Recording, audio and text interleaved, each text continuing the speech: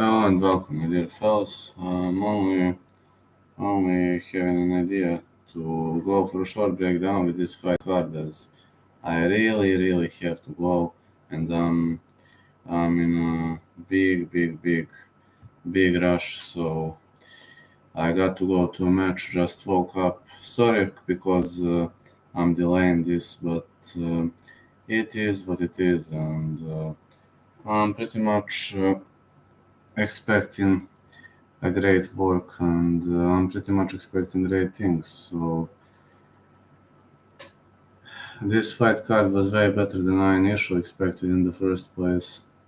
Really in a great mood. I'm really in a great sprinkle, and if you ask me what was the best detail from the card, it's the fact that we had many stoppages. Now my score on the card isn't too good. I ain't pleased with my score. My bets were 1 out of 2. You will hear how my predictions went down. But am I happy? Not quite. I'm gonna tell you, not quite. Could have been better.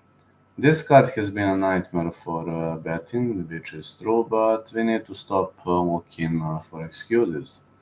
And we need to focus on what went well, what went wrong. Now it's maybe time to discuss it. After this, I'm going to a soccer match. One more time, I'm really sorry because I couldn't do it earlier, but I literally fell asleep. I slept very little before.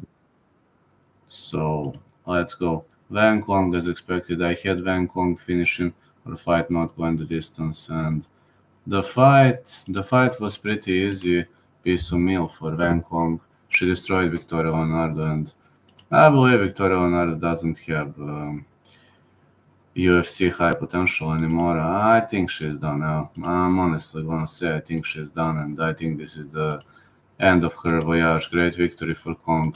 1 out of 1 with predictions. Then Jacqueline Cavalcanti versus Jose Nunes. I had over 2.5. It was accurate pick. Some judges gave it to Cavalcanti, some gave it to Nunes. Nunes was more aggressive. Cavalcanti landed cleaner shots. To some point, I agree with the decision, but if it has been otherwise, I would have never said a thing. So fine to me. Vyacheslav Borralho versus James on top. Fight not going the distance was my bet. It went the distance somehow. Crazy split decision for Vyacheslav Borralho, despite he was better. I know, can't disagree with the decision, but okay, Slava close one. 2 out of 3. All one bet. Zach Risk, Jose Medina. I said fight starts round 3. People were calling me crazy. Yes, I was crazy, but I was right. Medina is having endurance. Maybe the guy is not UFC potential, okay.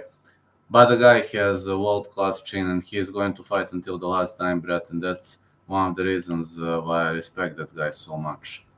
The second ever Bolivian mixed martial artist in the world of UFC.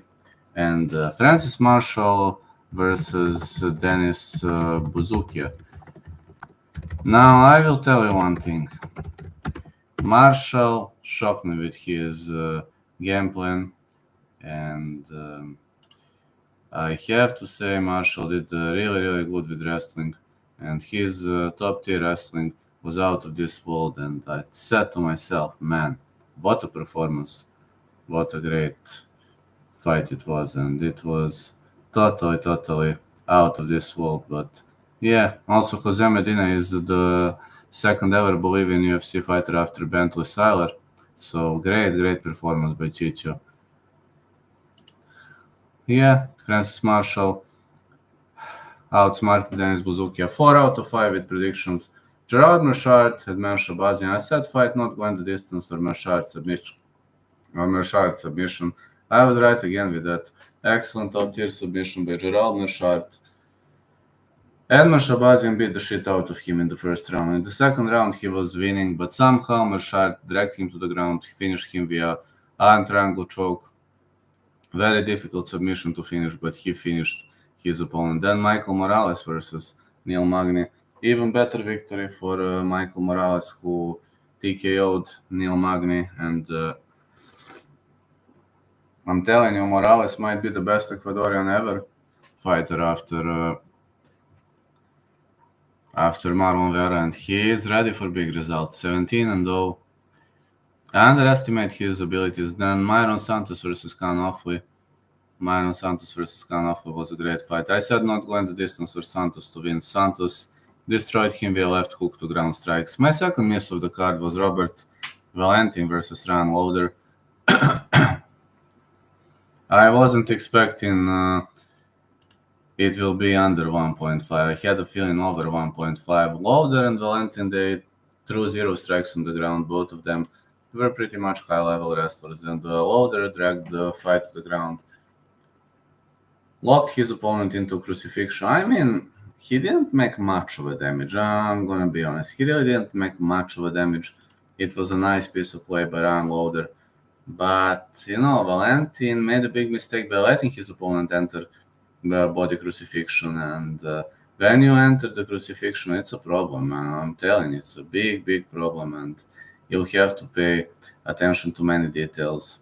He failed to pay attention to those details, and it fired back at him. You know how it goes. It's a never-ending problem. Then it was my second miss. Tabata Ricci versus Angela Hill. Over 2.5 was my prediction. It was also my bet. Somehow Tabata Ricci destroyed her on the feet. Now, I must say I was wrong about Tabata Ricci's stand-up game. I understand that Angela Hill is around 40 years old. I understand that she likes to fight technically, etc. But Tabata Baby Shark Ricci is hungry, and this little chick is definitely going to destroy her future opponents. She is not just a normal BJJ fighter anymore. She's got more than BJJ in her hands and legs. Kaya Borralho outsmarted Jared Cannonier as expected. Now there was much of controversy surrounding this fight. I had it 3-2 for Kaya Borralho. Okay, I scored round 2 and round 4 for Cannonier. While many disagree with Jared Cannonier winning round 4, I will tell you, Cannonier made a big damage on Borralho's face, and you know that damage is parameter number 1. Which, if you follow the mixed martial arts, you know that this parameter is always critical and it significantly affects the judges. So that's all I'm gonna tell you. It affects the judges, and judges are pretty much up and coming when it comes to this parameter of the game.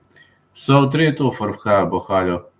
Very wise decision, and you've seen that Morales was extremely dominant against Neil Magny, but against Jared Cannonier, we haven't seen much of a domination by his opponent. We've seen Kaya Borralho outsmarting him, but we also seen Jared Cannonier hurting him. We've seen Borralho hurting him. Good fight overall. But 3-2 is how I think the fight went, and I can agree with Borralho's decision. Unfortunately, only 2 misses as picks. 2 misses as picks, but 1 out of 2 bets. So the conclusion, Vlad is excellent for others. I'm generally good for others, but I'm not too good for myself. Second card in a row that I'm losing, but okay, I hope I will bounce back at the next one. No UFC next week, but so I won't bet, but I will make you predictions. I will try to help you. Good luck, fellas. I'm pleased with this card.